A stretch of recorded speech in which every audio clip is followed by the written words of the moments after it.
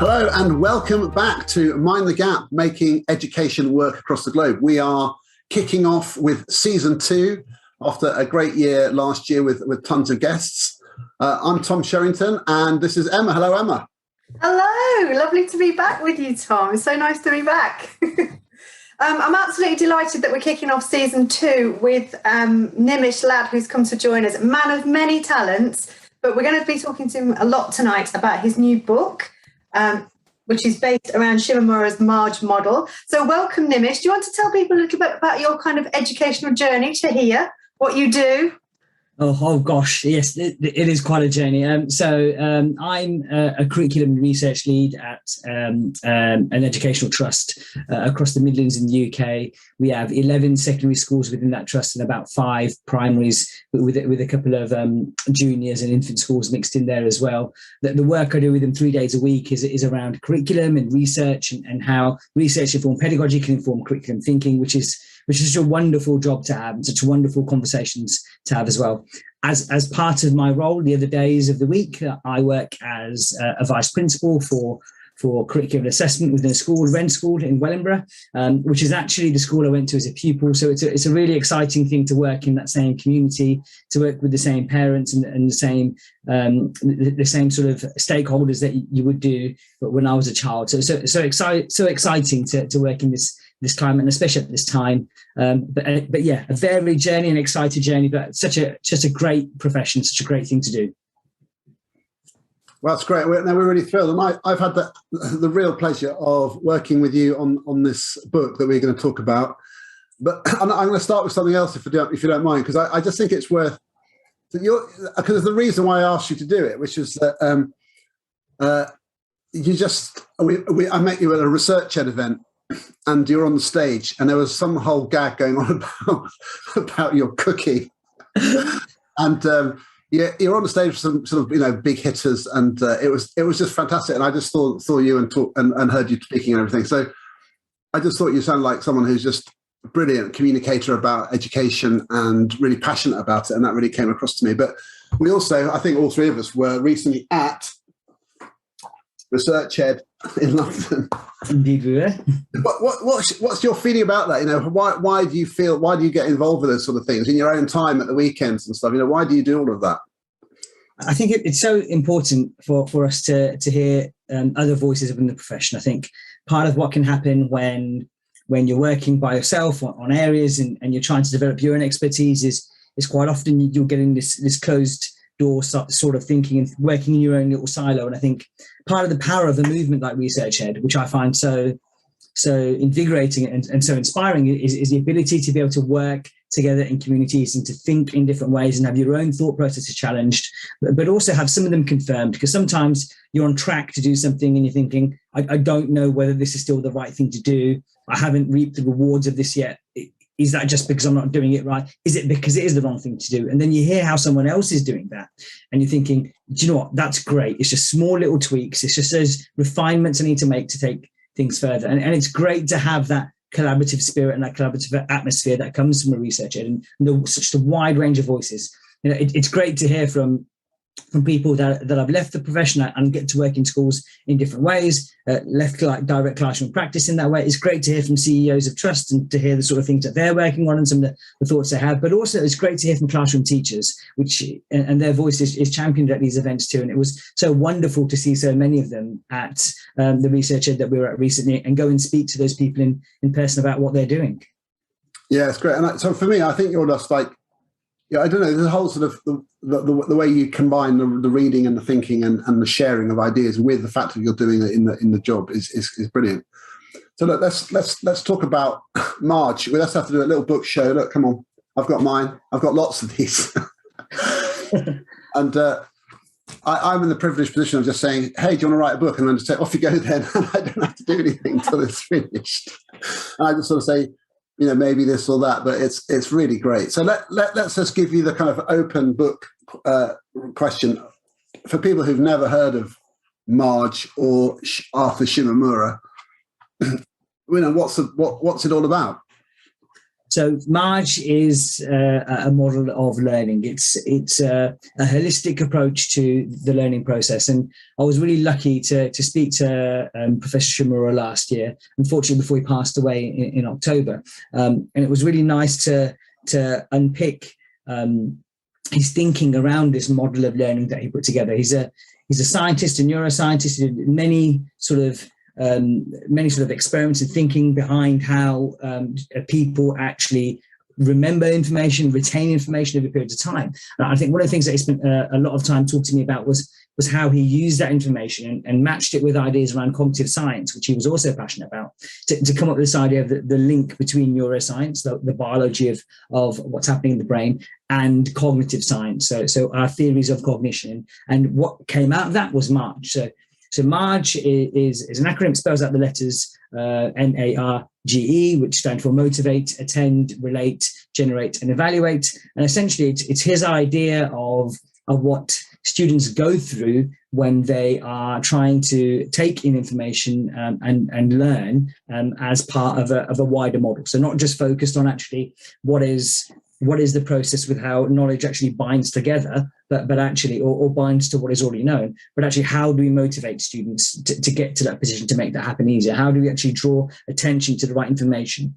How do we actually relate information that we're being given to our own knowledge base? How do we maximize that process? How do we get students to generate new information and therefore potentially improving their memory? And how do we get students to evaluate what they've learned? And one of the things I was really taken aback by within his paper was the idea of how MARGE can be used to really refine the quality of some of the learning aids that we use, and how it can be used to completely affect the design of them. And while sometimes we might be thinking, well, this isn't having the effect that we want it to be having, MARGE can provide a framework to actually do that. So it's such a powerful way of thinking about the learning process. But actually, in many ways, it is that gateway into further thinking about how human cognition works and how students learn.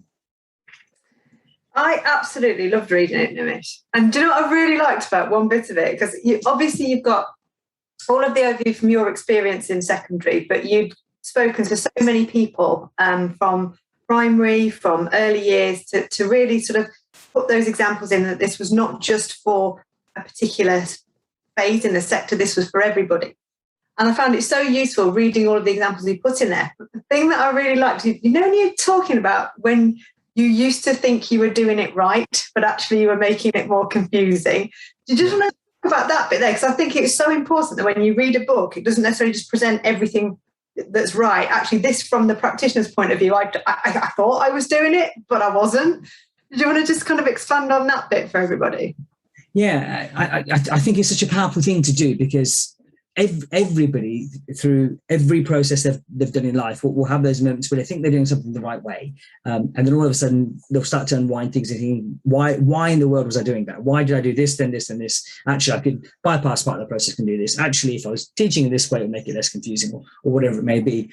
One of the things that I really reflect on is the fact that teaching is a reflective practitioner, that we have to reflective profession. We have to reflect on what we've done. And that whole phrase that used to be bounced around when I was doing my PGCE and when I was in NQT in 2006 about being reflective practitioners, it's something that really resonated with me and actually resonates within this process. Because if we think about it, the whole point of the end part of this process about evaluating is, well, actually, are things doing what you expected them to do? Have you learned what you expected to learn? And actually, that's something that's really struck with me throughout my entire career.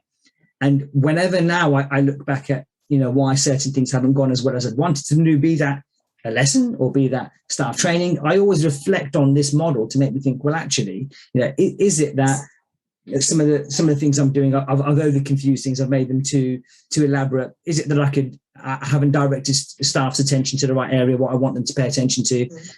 Because it is such a fine balance between all these areas that we can actually, if we're not careful, overcomplicate something that in its very nature is a simplistic model. And yes, there's so much that sits behind it, but the starting point has to be simple, because if we go too deep into it, we're going to overcomplicate things. And I think that's why when I was writing that bit about how I took took students away from what I wanted them to actually learn about. I was focusing on some really explicit things that I wanted them to learn about, yet by trying to motivate them, I'd taken them away from that.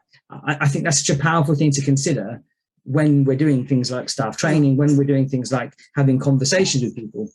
Sometimes it is, in computer science, they talk about this idea of abstraction, like really focusing on the key and cutting the fluff around it. And I think that's sometimes really, really important when we're trying to consider this idea of models of learning and what we're delivering within lessons.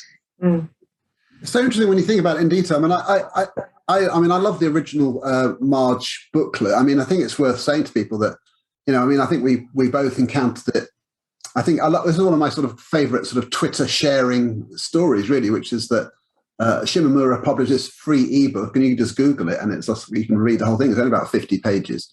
And then Dan Winningham, who obviously a cognitive scientist, knew about him and say, hey, everybody, Shimamura's just made this amazing book. And then Ollie Lovell, who he also does a podcast, and then he does a sort of summary of stuff I've seen on Twitter recently. And he said, Dan Winningham just shared this free ebook, and none of us have heard of Shimamura at this point. And that's how I read it. So it's like, and then I just thought, oh my God, it's so great. Motivate, attend, relate, generate, evaluate. I've used it nearly every training session I've done since. It's such a useful frame. And how did you yourself come across? Was it similar type of discovery of Shimamura?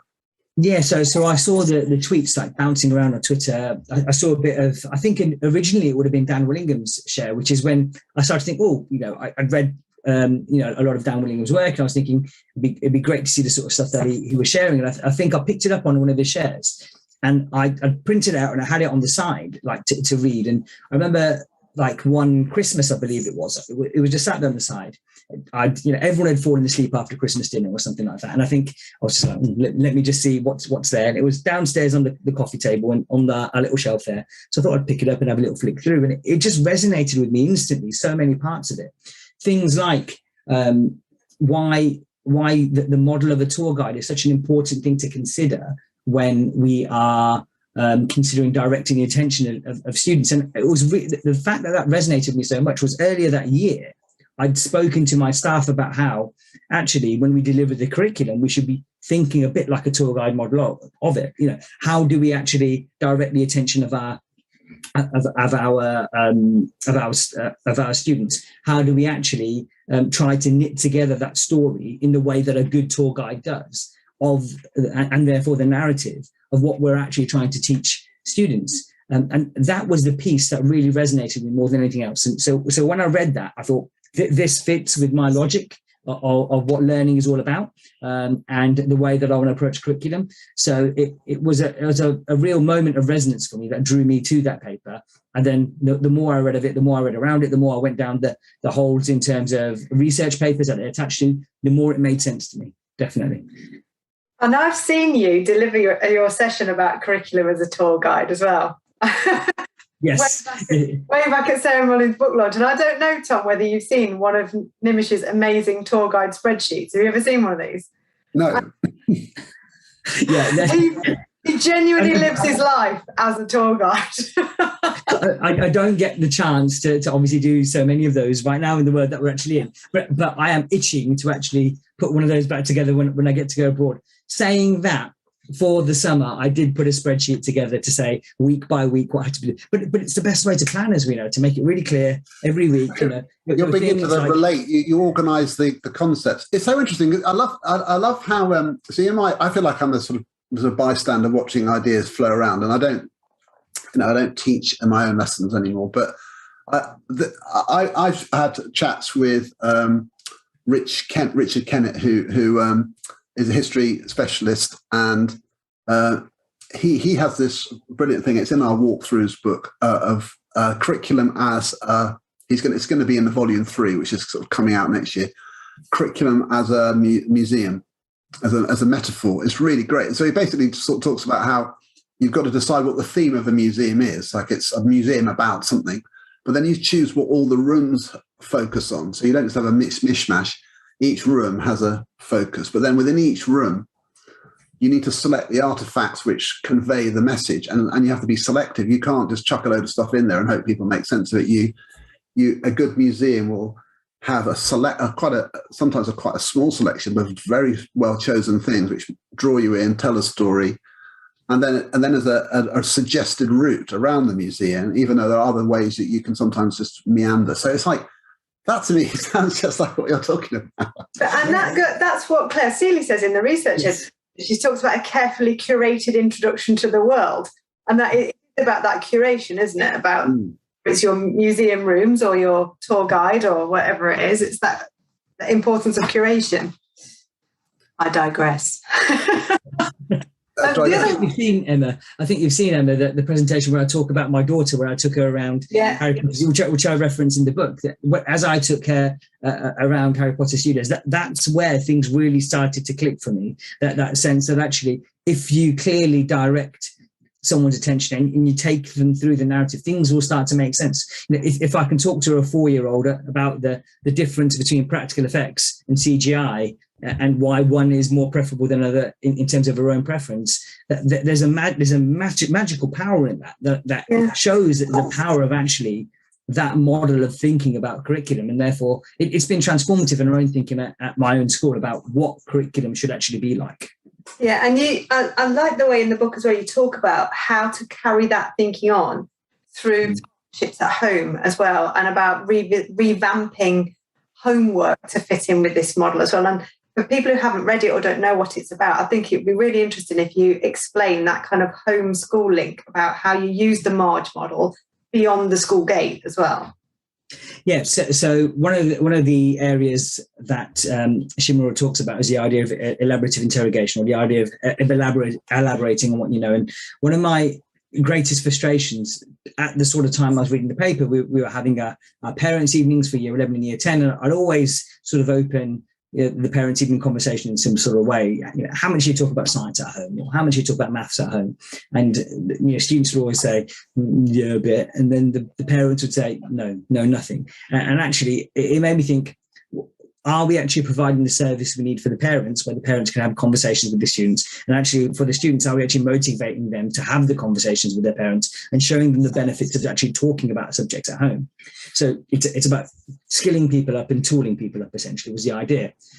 So it was the whole idea of essentially just putting together a series of 4 or 5 questions on certain topic areas where they could just literally have a discussion at the dinner table about a specific area. And what that meant is that students are constantly going through that process of rehearsal over certain key topics. And by talking about it at home and having a tool to compare it to check that it's right, parents could really engage in conversations with their students about learning, but also it's a key part of the learning process. It's part of that whole relate, generate, evaluate cycle that Shimamura talks about. And I love the way that is talked about within the paper, about if you talk about it and if you think about it, you're more likely to remember it. So let's find a way to make that happen at home. And it was such a powerful thing to read that. It really made me think I need to refine how we do that.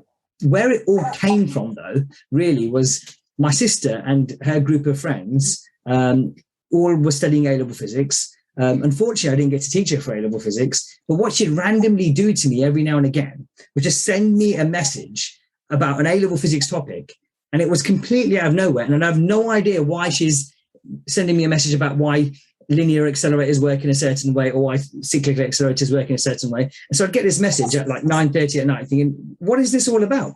And what she was saying, well, if I think about it and I write about it, I'm more likely to remember it. And I thought, there we go. That's exactly what it's about. And I thought, well, I can tap into this and use this idea, therefore, within my own practice. That's so funny. It's like when we last, in our season 1, we introduced Patrice Bain from her home in the US, and she was talking about how, as a primary principal, when she discovered retrieval practice, her parents were thanking her for helping them to support their children, because they had something they could do, like quizzing my students is making them better at learning.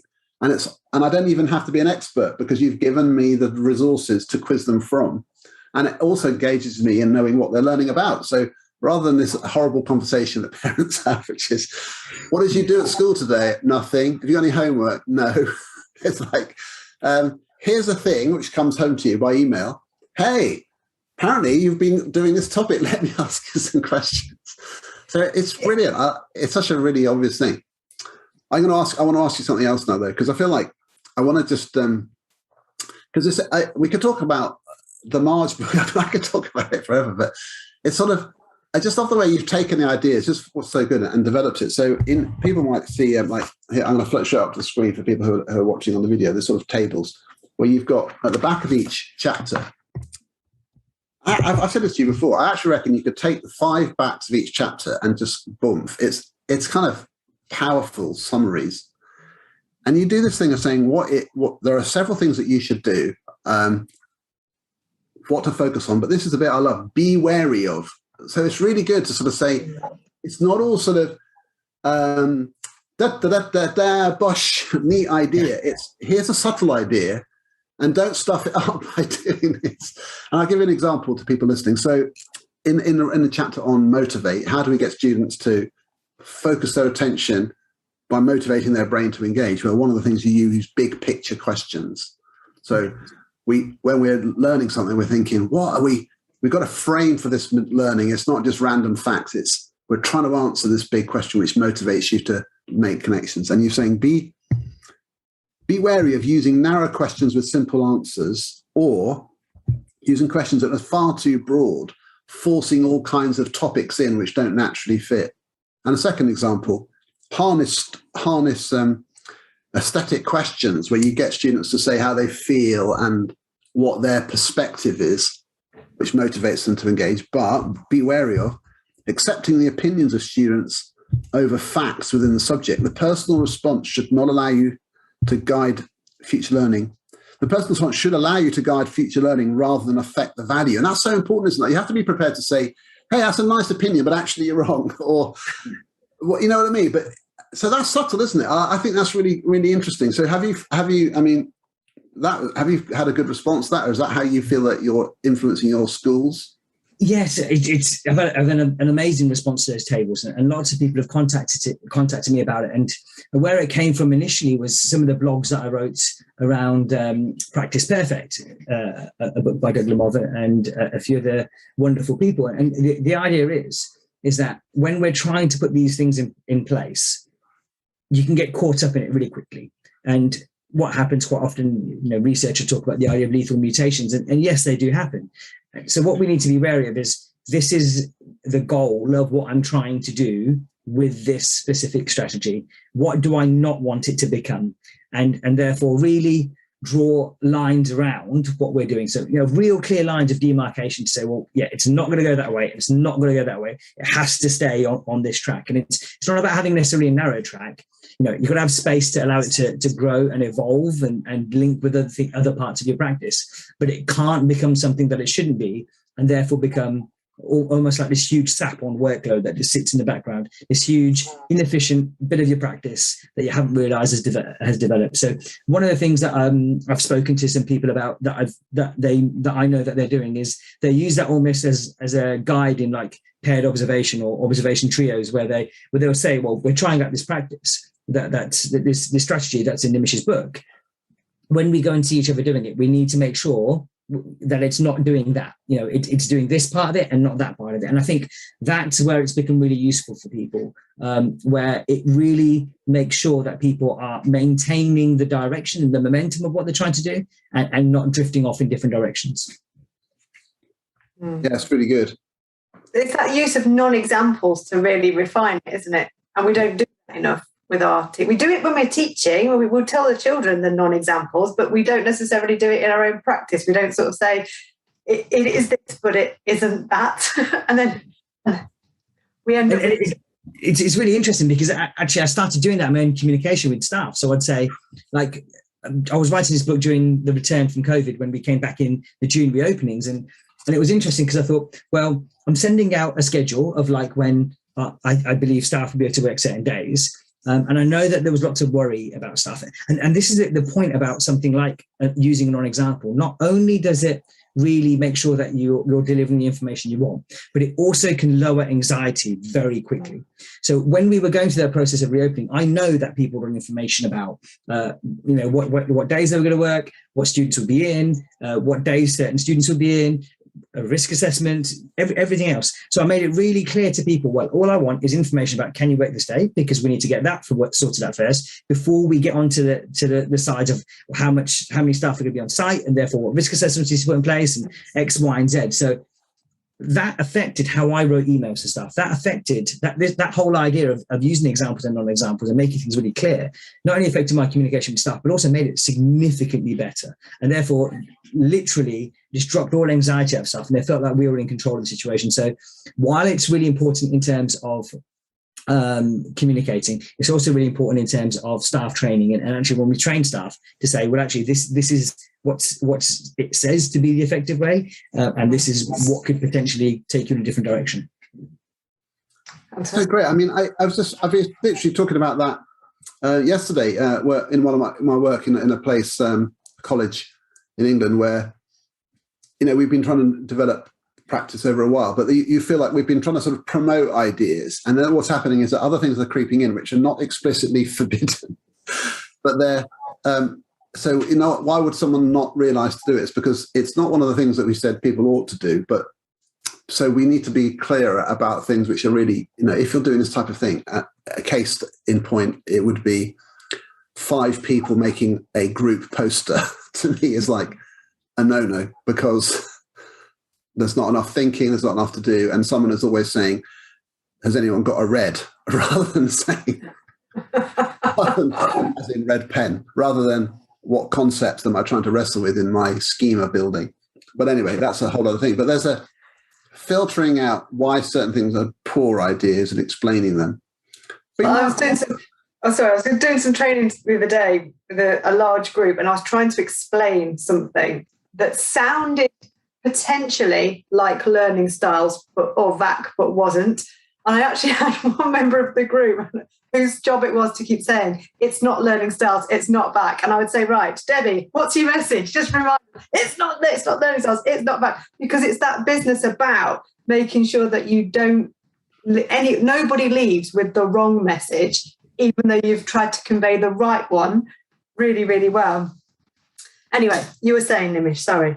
I wanted to mention something, if I can, about motivation, because I think it's such a theme, around that comes through in different ways. And I feel like, don't you feel like Marge does this really good thing of taking motivation out of the realm of sort of life goals and can I be bothered in that sense, but to being the fact that to motivate your brain to focus on a specific area of knowledge isn't something you can take for granted. And I think that's a massive insight. Like and you explain it super well, sort of, and then it links to the evaluate. So if I think I've done it or I know it, I'm not motivated to apply effort.